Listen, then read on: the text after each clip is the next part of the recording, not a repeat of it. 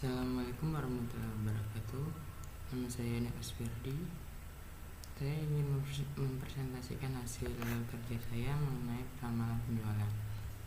Pengertian peramalan penjualan. Menurut Nasution, peramalan adalah proses untuk memperkirakan beberapa kebutuhan di masa datang yang meliputi kebutuhan dalam ukuran kuantitas, kualitas, waktu, dan lokasi yang dibutuhkan dalam rangka memenuhi permintaan barang ataupun jasa.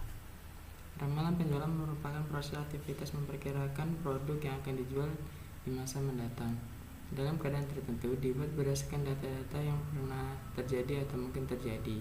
Jadi, ramalan penjualan adalah suatu teknik proyeksi tentang tingkat permintaan konsumen pada suatu periode tertentu dengan mempergunakan asumsi tertentu, yaitu segala sesuatunya berjalan seperti masa lalu.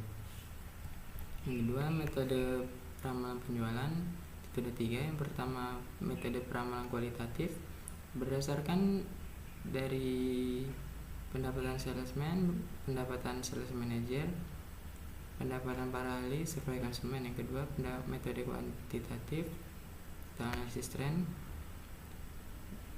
meliputi penerapan garis tren bebas, penerapan garis tren dengan metode setengah rata-rata, penerapan garis tren secara matematis. Yang ketiga, specific purpose method atau cara khusus untuk meramalkan penjualan dengan menggunakan analisis market share, analisis produk line, dan analisis pengguna akhir. Faktor-faktor yang mempengaruhi pemilihan ramalan penjualan. Yang pertama ada sifat produk, yang kedua metode distribusi, yang ketiga luas usaha, yang keempat persaingan, yang kelima adalah histori yang tersedia. Selanjutnya tujuan peramalan. Menurut Heiser dan Render, peramalan atau forecasting mempunyai tujuan antara lain: yang pertama sebagai pengkaji kebijakan perusahaan yang berlaku di saat ini dan di masa lalu, dan juga melihat sejauh mana pengaruh di masa datang. Yang kedua, peramalan dibutuhkan karena terdapat time lag atau delay antara ketika suatu kebijakan perusahaan ditetapkan dengan ketika implementasi.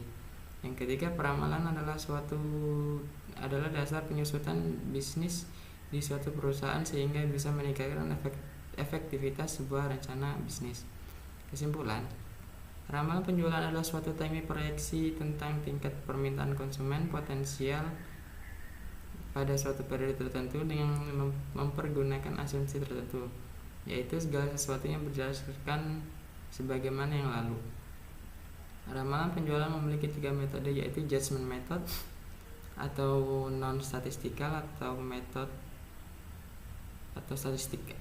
non-statistical method, atau metode peramalan kualitatif, statistical method atau metode kuantitatif, dan specific purpose method.